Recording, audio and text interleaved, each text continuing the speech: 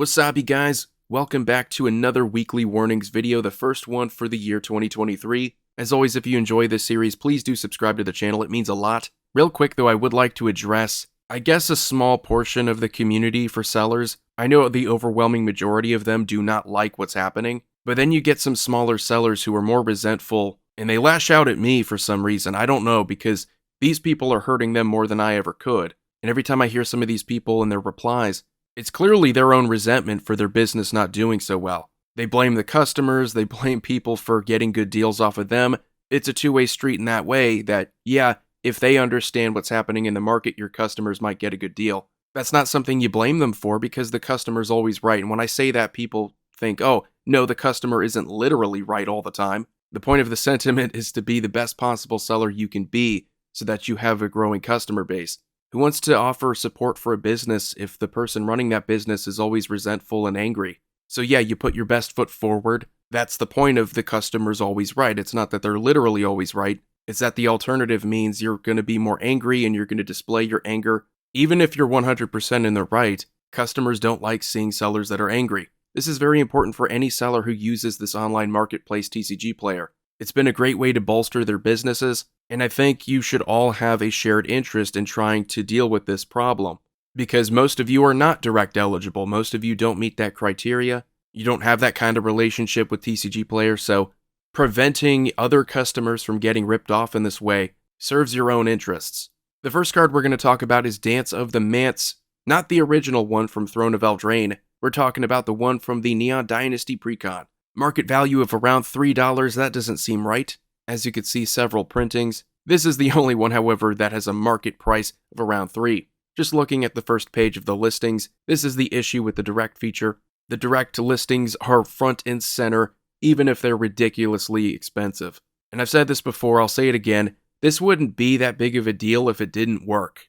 If people weren't buying this, I'm not saying that they're willingly doing it and looking at the price and thinking, oh, okay, this is acceptable for Dance of the Mance. It's just that people like convenience and they don't want to have several packages come in the mail, and direct is the most convenient way of getting a single package.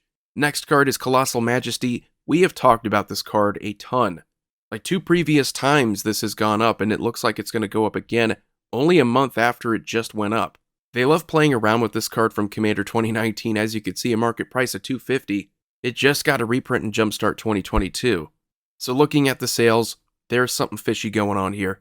If it's selling for above $5, you could pretty much be certain that there is manipulation. Zulaport Cutthroat from Time Spiral Remastered.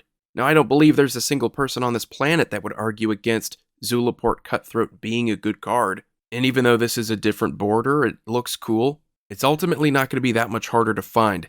And I get the massive red flag here looking at the sales for the card. $4.94 several times, same stretch of 2 to 3 days, which tells me that it's probably the same seller or sellers that have it around that same price point. We have Tyrite Sanctum from Kaldheim. Not a very good card if you're just asking me. The only reason why you would use this is if you needed to give a god creature indestructible. And yeah, you could make a legendary creature indestructible that way that wasn't already a god, but that takes a lot of mana and a lot of time. But to each their own. I don't know why someone would want this, but the market price has shot up. Not a hard one to find, it just got reprinted in the Dominaria United Commander product, but this original print from Kaldheim is the one that has a nearly $3 market price, which if it's above the market price for the pre-release card, you know that something's fishy. And again, this is the problem with the direct feature. Front and center, you get this ridiculous premium. Something needs to be done about this, and it's become TCG players' problem. They don't seem to want to address it. It really makes it feel like TCG Player is working in tandem with all of these sellers. If you were to condense the listings here and just go for the ones that were direct eligible, you're only getting $8 here. You're getting $8 from Mana Vault, and you're getting $8 from Last Save Point. Again, this wouldn't be an issue if it didn't work. You could see on the 3rd of January this month, it sold for $8.07 3 times, $8.08 twice. And we just saw those listings. Is any normal person going to be paying for that willingly? And if the answer to that is no, this is a problem because people are being swindled. The next card is Shamanic Revelation, also from the Kamigawa Neon Dynasty Precon decks. I love this card. I think it's great if you look to play on a budget. It's totally worth the 5 mana. You could get an insane amount of card draw. You could get a ton of life gain. But is this a card that's worth over $2? Probably not. The only other printing that's above $2 is the pre-release.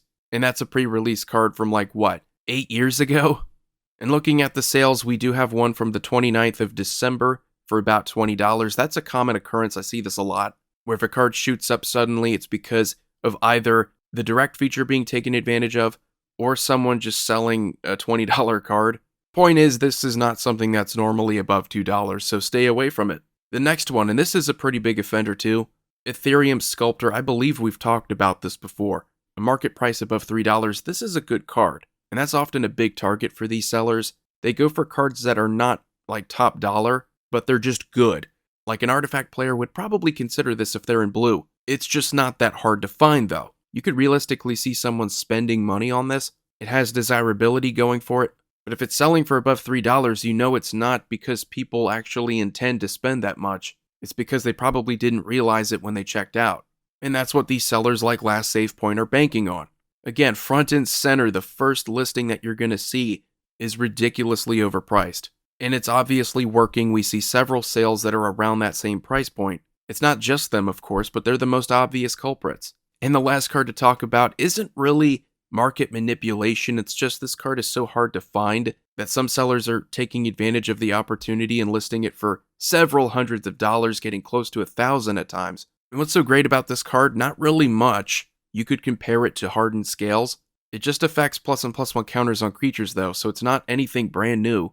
You look at the listings, there's only one page, so it has scarcity going for it. It's going to be difficult to find. Not really that anything fishy's been going on with the sales. This warning is pretty much to say, I wouldn't even spend $20 on this card, so that takes me right out of the lowest listing. There's no way that I would get anywhere near the Card Titan listings here. I just think that's ridiculous. Even if this card's hard to find, it is from a newer set. I mean, talk about Hail Marys. So that's going to do it for the first week of January. Hopefully 2023 we get this problem resolved, and I don't have to keep making weekly warnings. I eventually want to transition back into the market watch, but that doesn't look like it's going to be the case. So again, thank you for sticking with me for this long. Again, subscribe if you have not already. It does mean a lot. Commander Void here signing off. I will see you all next time.